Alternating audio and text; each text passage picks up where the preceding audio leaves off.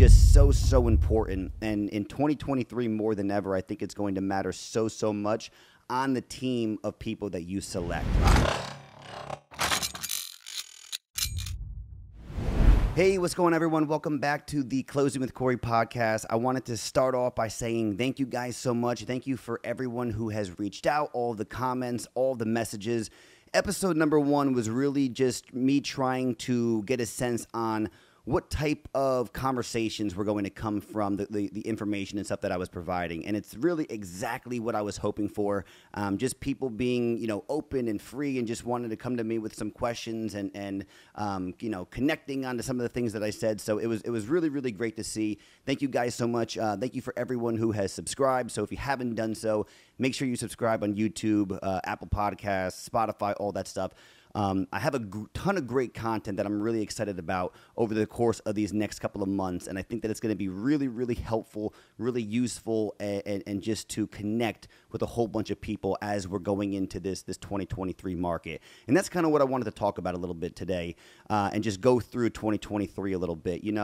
If there's one word that we can really connect on to describe going into 2023, I think it's unpredictability. And, the market, and then with inflation and with the interest rates and war and all these different aspects, and really not knowing how it's affecting buyers, how it's affecting sellers, I think it's going to be something that we'll see as we obviously dive a little bit more into 2023. Going into this new year, I think that there is a little bit of an exhaustion between obviously buyers and sellers and investors and attorneys and lenders and agents and inspectors and all these different people that were just working over capacity from 2021 to going into about September and October of 2022. So it's just there's so many mixed emotions going into this year. And I think it's tough to give a definite outlook on what's going to happen. But I personally think going into the beginning of this year, I think that you are going to start to see a more normalized market. And what that kind of means is it's just that as those properties come on, and here's the reality, even before this crazy run that real estate went on, there's always been a time to where if a property is listed at an aggressive market value price, if it's marketed properly, you're going to get multiple bids. There's going to be multiple buyers that are going to be connected to that property. So I think that's something to always keep in mind, that just because we're going into a little bit, slower market and that interest rates haven't affected the affordability for buyers and the amount of buyers and all these different things, I still think that certain properties that are going to meet these larger groups of buyers are still going to be connected into these possible multiple bids. So as far as a seller is concerned, that's something to think about. On the buying end of that, realistically, you're going to be going up against possibly less offers in a multiple bid. So instead of 50, it may be 5, it may be 6. It's going to be something that we'll see kind of as this market unfolds a little bit. And again, got my notes here just to make sure that I kind of stay on track. Just a quick note here. This is about my 9th time recording this podcast for episode number 2. My first 7 or 8, I was having some camera issues. It was coming out blurry, all these different things. Wound up my camera breaking, had to get a new camera, had some audio issues. So we're going on a bunch of takes for this one, but it's all good. We are living and learning on this one. The thing too that sellers need to kind of keep in mind a little bit is that, going into this new market, and let's say now we're just the second week into January, but the last couple of months have been a little bit slower. So realistically, if you're getting about 3 or 4 homes that are going to be closing at a little bit of a lower sales price than what you've been used to in the beginning of 2022 and the end of 2021, you're beginning to set new comps for your property. Normally when we're doing comps, we're trying to stick within a 6 to 12 month range. But it's not something to where we're going past 12 months into 18 months or whatever the case is. We're trying to stay as close to current time as possible. So if you're starting to see homes that are very similar to yours starting to close at a little bit of a lower sales price, or if they've been on the market for 90 days to 100 days or whatever the case, if they're still active, that's all things to kind of keep in mind to when you're looking at the overall market itself. As far as things are concerned when it comes down to inventory and all those things, I started doing some research. I started looking into all the numbers a little bit. I think what is going to be best is I'm going to do monthly recaps when it comes down to the activity in certain areas. And as I said, focusing on Hunterdon County, Somerset County, Bucks County.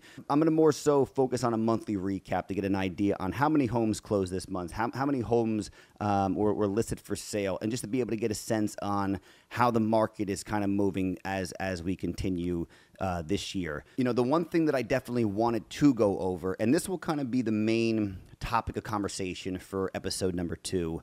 And it's funny because I was kind of talking to myself in the car, which I tend to do so more than I would like to admit. And I started to look at the aspect of a buyer working with a realtor and the type of connection that they had. And it just struck me to where there's so many different players on the team. And I think where I was going with that is that the team that you form, I've realized over the years, and I'm sure that the buyers that have worked with me have also realized, is just so important. And in 2023, more than ever, I think it's going to matter so much on the team of people that you select. And any transaction on the buying side, obviously on the selling side too, I'm speaking more so on the buying side right now. Any transaction that you go into, you are going to need to rely on those players on your team to get you to the end of the game, the end of it, which is obviously, owning a home. And I looked at it in its entirety to where there's only so much that I'm able to do. And that's the reason why, listen, I provide a level of value, I feel, to my buyers, to my sellers. And I am very passionate on that because that's something that I hold very important to myself, and I hold myself to a certain standard. And I want to be able to make sure that that experience for that buyer or that seller is as enjoyable as it possibly can be with the things that I'm able to actually control. For the things that I can't control, I just think that it's so important working with people that you are comfortable with. And the way that I looked at it for 2023, and if we're using that analogy as far as like a team, and I kind of threw it into baseball, I'm thinking that as far as your realtor needs to be the center of it. So I put myself and I put agents in that position of a pitcher, to where overall they're controlling the aspect and the pace of the game, and they're connecting and communicating with all these people around them just to be the center of everything else that's going to be going on. I looked at that, and I looked at the other very, very important opposite of an agent, which is going to be your lender. So I would put a lender in the position of a catcher, just to be able to where your agent and your lender need to be in direct communication at all times of a transaction.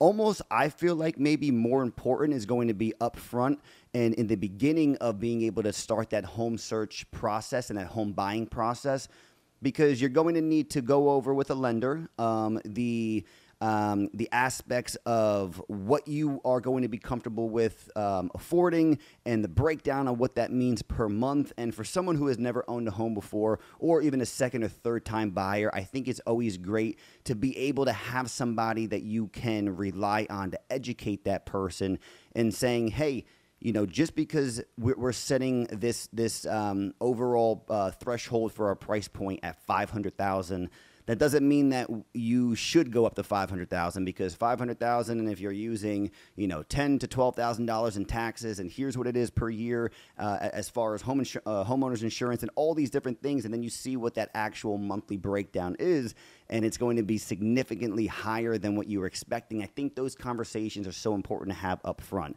So that communication between your agent and your lender needs to be constant and ongoing from the beginning.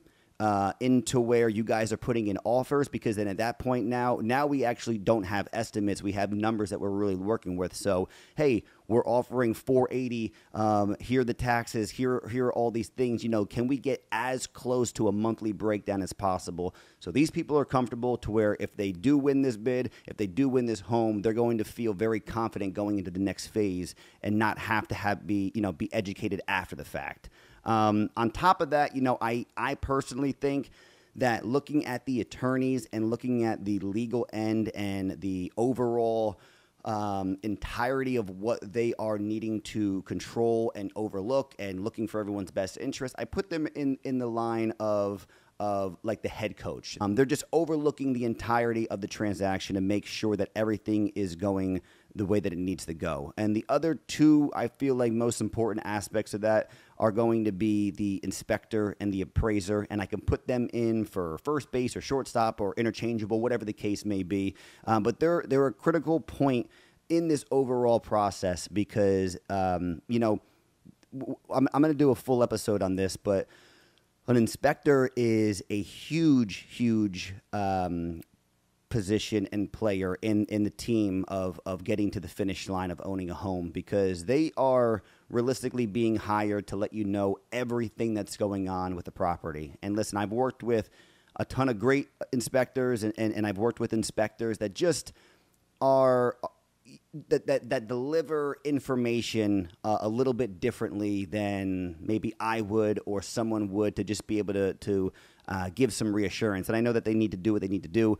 But overall, all of those people working together is just so crucial on any transaction and on any situation. And going into this year, I just think that, again, I think it's going to be so important working with the right team. It's something that I realized at an early time in my career, that the people that I began to refer and recommend to were all people that ultimately my clients and the people that I was working with were giving me the exact same feedback over and over again to make me feel confident in saying, okay, I know that this person is going to deliver this amount of value to my buyer in their field of expertise. So I can only do so much on the lending side. I can only do so much with the attorneys. I can only do much on the inspector, appraiser, all that. So I need to kind of make sure that I coordinate that's going to be the best for my buyer.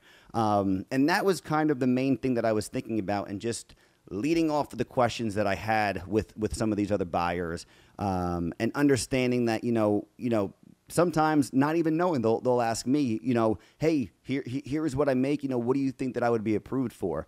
And, I can throw out numbers, but in the same sense, there's so much more that deals with that. Questions when it comes down to on the legal aspect, as far as like, hey, here's what happened with this. What do you think is going to happen? I can give you my experience and what I've dealt with. But again, I know that the attorneys are the ones that have dealt with that 100 times more than I have. So they're going to be the perfect people to talk to. And that was the main message that I was really trying to get across on this episode. Next episode, I'm going to be able to start going into my first segment for the Just Close with Cory. So I'm going to be able to go through some of those, one of my most recent transactions, kind of what I learned a little bit about that. And we're going to just keep these things going. I did a podcast with the great guys over at Media X Marketing. So I'll have that link in the description just to be able to go check that out. Talked about a lot of things, real estate, talked about family stuff, talked about stuff with mental health. It was just a really, really good time.